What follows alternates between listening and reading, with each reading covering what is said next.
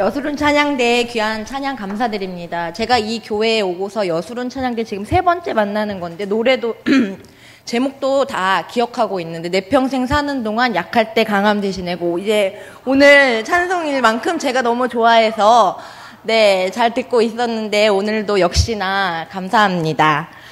네.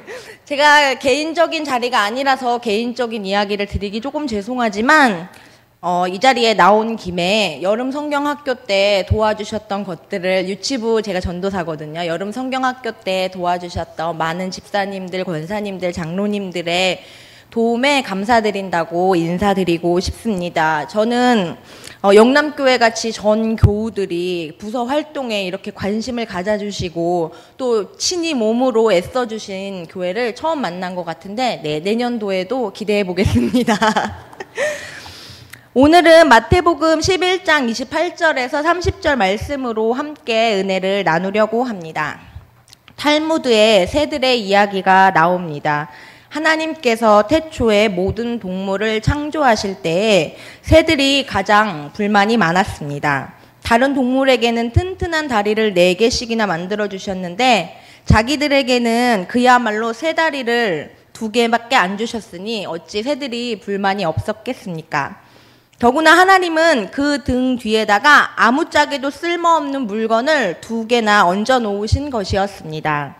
그 거추장스러운 짐 때문에 새들은 빨리 달릴 수도 없고 여간 불편한 것이 아니었습니다. 그래서 새들은 하나님께 항의를 했습니다. 그러자 하나님께서 이렇게 말씀하셨습니다. 그 거추장스러운 짐을 쭉 펴라. 그리고 저 창공을 마음껏 날아라. 사람에게는 누구나 짐이 있습니다. 그리고 짐은 누구에게나 고통스럽습니다.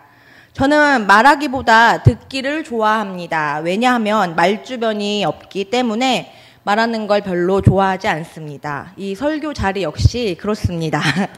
그러나 듣는 건 아주 좋아하고 듣는 거를 아주 굉장히 사랑합니다. 왜냐하면 듣는 것은 가만히 있으면 되기 때문입니다. 이런 저에게 지인들은 상담을 많이 요청합니다. 상담이라고 해봤자 이야기하는 사람이 저에게 고민거리를 말하고 또 저는 가만히 듣고 그러다 보면 말하는 도중에 그들이 자기 스스로 해답을 찾거나 혹은 마음이 풀리거나 하여서 상담을 하기도 하고 서로 요청하기도 합니다. 상담을 하다 보면 어느 누구나 가족에게든 학교 생활에서든 사회생활에서든 그들은 모두 자기의 짐이 있습니다. 제가 만나 깊이 이야기를 나눈 사람들은 모두 자기만의 짐을 지고 있었습니다. 그런 짐이었습니다. 그러니 그 짐을 질 각오와 준비를 하라고 사람들에게 알렸습니다. 이러한 예레미야의 모습을 보고 분노한 사람이 있었습니다. 거짓 예언자 하나냐입니다. 바벨론 제국의 침략이 두려워 떠는 사람들에게 예레미야와 달리 하나냐는 평안, 샬롬을 외쳤습니다. 전능하신 하나님이 살아계시는데 아무리 짐이 크다 한들 못 감당하겠는가? 그 짐을 하나님께 전폭적으로 맡기지 못하고 전전긍긍하는 예레미야, 당신의 불신앙을 어찌해야 좋단 말인가? 예레미야서 28장 2절에서 하나냐는 예레미야의 불신앙을 보고 분노하며 제사장들과 온 백성들이 보는 앞에서 하나님의 말씀이라며 이렇게 선포합니다. 만군의 여호와 이스라엘의 하나님이 이같이 일러 말씀하시기를 내가 바벨론의 왕의 멍에를 꺾었느니라. 하나님께서 이미 큰 멍에를 꺾어버리셨다는 것입니다. 그러니 이제는 아무런 짐도 없다는 것입니다. 과연 대단한 믿음 아닙니까? 그렇게 말하면서 하나냐는 하나님의 이름으로 예레미야의 나무 멍에를 벗어 꺾어버렸습니다. 그러나 그때 하나님께서는 예레미야에게 이렇게 말씀하십니다. 너는 가서 하나냐에게 말하여 이르기를 여호와의 말씀에 내가 나무 멍에들을 꺾었으나 그 대신 쇠 멍에들을 만들었느니라. 무슨 말씀입니까? 짐이 없다고 속인다고 해서 짐이 없어지는 것은 아닙니다. 멍에를 꺾어버린다고 해서 짐이 없어지는 것은 더더욱 아닙니다. 나무 멍에를 꺾어버리는 것은 오히려 쇠 멍에를 만드는 결과를 초래합니다. 짐이 무거울수록 필요한 것은 바로 멍에입니다. 예수님께서는 수고하며 무거운 짐을 지고 고통스러워하는 사람들에게 짐은 없다고 거짓으로 안심시키지 않으셨습니다. 예수님께서는 내 멍에를 메고 나에게 배우라고 말씀하셨습니다. 예수님은 무거운 짐을 묶어서 남의 어깨에 지우고 자신은 손가락 하나 까딱하지 않는 저 교만한 제사장들과 율법학자들과 같지 않으셨습니다. 짐이 없고 평안하다고 사탕발림의 말을 전하는 예언자들과도 같지 않으셨습니다. 그러나 예수님은 분명하게 짐을 진 자들을 쉬게 하신다고 말씀하셨습니다. 그리고 그 쉼은 예수님의 멍에를 메고 예수님께 배우는 것이라고도 말씀하셨습니다. 그렇게 될 때 쉼을 얻는다고도 하셨습니다. 멍에를 메고 배워서 그 짐을 지고 가라는 것입니다. 예수님께서는 짐을 없애주시거나 힘든 삶에서 도망치게 해주신다고 말씀하지 않으셨습니다. 짐을 잘 멜 수 있는 도구를 메고 쉼을 얻으라고 말씀하셨습니다. 사람들이 예수님의 멍에를 메고 예수님께 배워서 쉼을 얻을 수 있는 이유는 한글 성경에서는 생략되어 있는 왜냐하면으로 시작되는 30절에 명료하게 표현됩니다. 왜냐하면 예수님의 멍에는 쉽고 예수님의 짐은 가볍기 때문입니다. 예수님의 말씀을 따르는 자는 제자의 길로 오는 그 삶이 부드러운 멍에가 되고 가벼운 짐이 되기 때문입니다. 본래 팔레스타인에서는 한 마리의 소가 밭을 가는 것보다 두 마리가 함께 가는 경우가 많다고 합니다. 겨릿소가 바로 그것입니다. 겨리는 두 마리 짐승이 함께 끄는 큰 쟁기입니다. 겨리를 끌기 위해서는 소 두 마리가 한 멍에를 맵니다. 그만큼 일의 무게가 가벼워집니다. 더구나 겨리를 끌 때 힘이 센 소가 중심을 잡고 약한 소는 강한 소가 이끄는 대로 따라가면 됩니다. 당연히 약한 소는 그만큼 편해집니다. 수고하고 무거운 짐을 지고 계십니까? 예수님께로 나오십시오. 그 짐들을 가지고 예수님께로 나온다면 쉼을 얻을 수 있기 때문입니다. 왜냐하면 예수님이 멍에 매는 법을 가르쳐 주실 것이기 때문입니다. 수고하고 무거운 짐들은 크게 보면 우리의 염려에서 나옵니다. 무엇을 마시고 무엇을 먹어야 할지 염려하기 때문에 우리가 맨 짐이 무겁습니다. 청소년들에게는 입시가 가장 염려됩니다. 초등학교 고학년만 되어도 학원을 다니며 벌써부터 입시를 두려워하게 됩니다. 이 염려는 대학에 들어간다고 끝나지 않습니다. 대학에 들어가면 직장이 염려됩니다. 직장에 들어가면 결혼, 육아 등등 현실이 염려됩니다. 노년에 들어서는 각종 질병이 염려되고 종국엔 죽음이 염려됩니다. 그러나 예수님 안에서 믿음을 가져야 합니다. 예수님께로 나온다면 쉼을 얻을 수 있다는 믿음을 가져야 합니다. 짐들을 가지고 예수님께 나아오면 짐이 가벼워진다는 믿음을 가져야 합니다. 염려를 맡겨두고 믿음으로 나아가야 합니다. 제가 가장 좋아하는 성경 구절은 시편 23편 1절입니다. 다 아시지만 제가 읽어보면 여호와는 나의 목자시니 내게 부족함이 없으리로다. 시인은 하나님께서 나의 목자가 되시니 나에게는 부족함이 없다고 말씀합니다. 그런데 여기 구절에는 잘 보이지 않는 것이 있는데 히브리어로 이 구절을 살펴보면 앞으로 나에게 부족함이 없을 것이라고 해석할 수 있습니다. 예전에 나에게 부족함이 없었거나 지금 나에게 부족함이 없는 것이 아니라 영어로는 I will not, 즉 앞으로 나에게 부족함이 없을 것입니다라는 말입니다. 시인의 믿음은 참으로 대단합니다. 하나님은 다른 사람이 아닌 나의 목자가 되시니 나는 앞으로 부족할 것이 없음을 믿습니다. 시인은 미래에 대한 염려를 버리고 하나님을 믿고 있습니다. 또 부족하다라는 동사는 문장 속에서 보통 목적어가 함께 쓰여야 자연스럽습니다. 예를 들면 물이 부족하다, 양식이 부족하다 등등이 쓰여야 합니다. 부족하다라는 동사는 구약 성경에서 물 혹은 양식이라는 목적어와 함께 쓰입니다. 그러나 시편 23편 1절에서 그 목적어는 없습니다.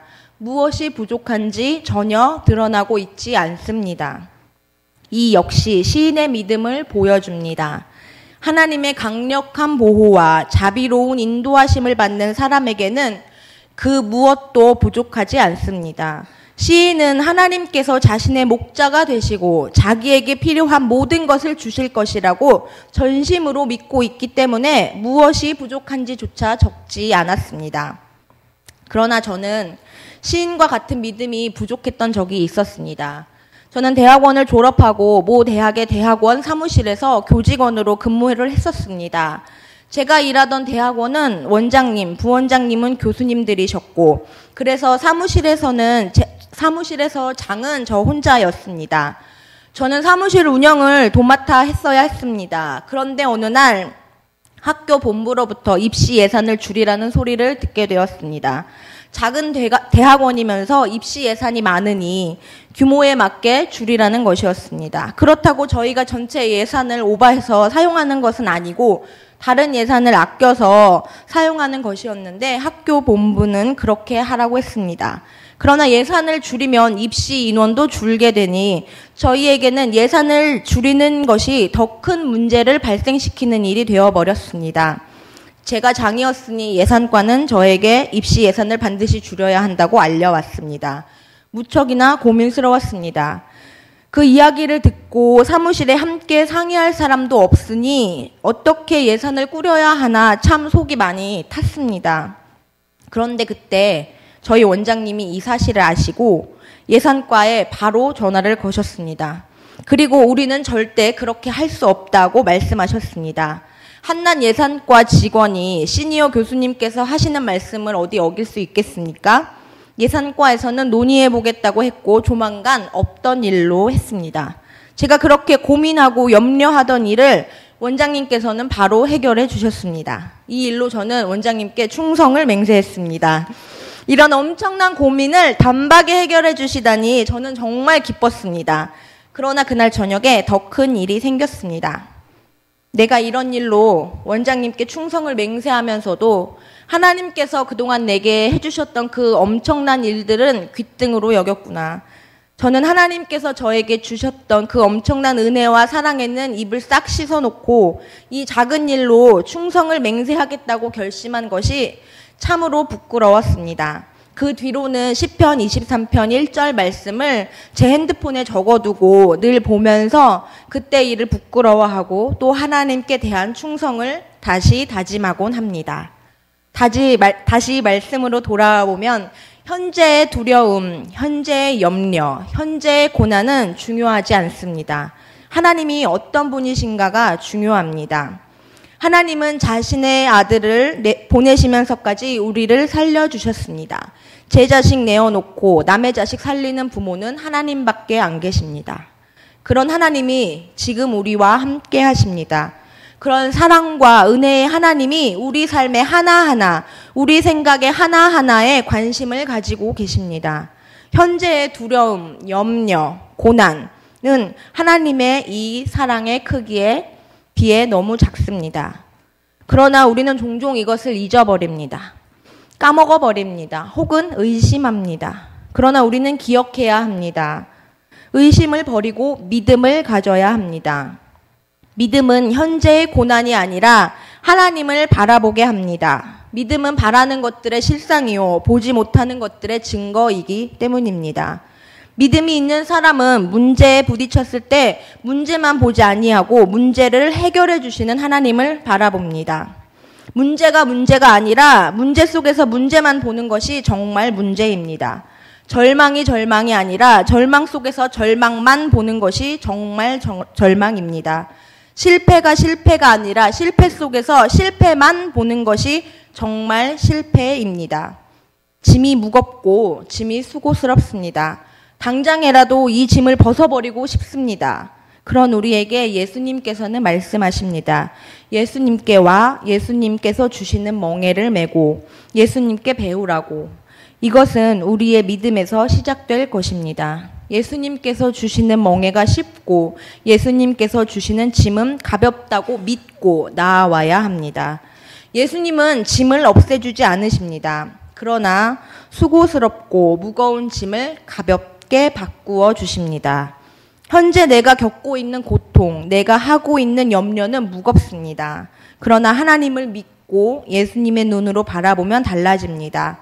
깜깜하고 아무것도 보이지 않는 동굴인 줄 알았는데 계속 가다 보니 터널이었습니다. 이 짐들을 나 혼자 지고 가는 것 같았는데 예수님이 멍에도 주시고 지는 법도 알려주십니다. 나의 수고스럽고 무거운 짐이 예수님의 가벼운 짐, 가벼운 멍에로 바뀝니다. 이제 말씀을 마치려고 합니다. 어렵고 힘든 때일수록 짐이 무거울수록 멍에가 필요합니다. 수고스럽고 무거운 짐을 지고 가는 자들에게 예수님이 오시는 것이 아니라 수고스럽고 무거운 짐을 지고 가는 자들이 예수님께 가는 것입니다. 예수님께서는 수고스럽고 무거운 짐을 진 모든 사람들에게 자신에게 오라고 초청하셨기 때문입니다. 그리고 그런 자들에게 예수님께서 요구하시는 것은 바로 예수님의 멍에입니다. 멍에는 일을 하기 위한 도구이며 일을 쉽게 하기 위한 도구입니다. 멍에는 짐을 버리는 도구가 아니라 짐을 지는 도구입니다. 그러므로 멍에를 매라는 것은 감당하기 어려운 짐을 포기하라는 것이 아니라 멍에를 메고 배워서 그 짐을 지고 가라는 것입니다. 왜냐하면 믿음으로 예수님의 길을 걷는 자들에게 이미 그 짐은 쉬워졌고 가벼워졌기 때문입니다. 예수님을 따르는 삶을 살고 실천하는 자들에게는 부드러운 멍에가 되고 가벼운 짐이 되기 때문입니다. 그리고 그런 자들에게 예수님은 확실한 안식과 평안을 약속하십니다. 그렇기 때문에 예수님과 함께 멍에를 메고 예수님을 따라가는 길에서 그 짐은 어느새 가볍습니다. 함께 기도하시겠습니다. 하나님, 우리에게는 짐이 있습니다. 누구에게도 말하기 힘든 짐도 있고 남이 알지 못하는 무거운 짐도 있습니다. 남들보다도 무거운 짐이 있습니다. 혼자 이 짐을 메고 가기 어렵습니다. 힘이 듭니다. 그러나 짐을 메고 예수님께로 나아갑니다. 예수님께 짐을 맡기는 것이 아니라 예수님께 멍에 매는 법을 배웁니다. 예수님께 나아가도록 믿음을 주시고 짐을 질 수 있는 힘을 주시고 그래서 예수님이 주시는 쉼을 누릴 수 있도록 허락해 주시옵소서. 이 모든 말씀 나를 살리신 그리고 우리를 살리신 예수 그리스도의 이름으로 기도드렸습니다.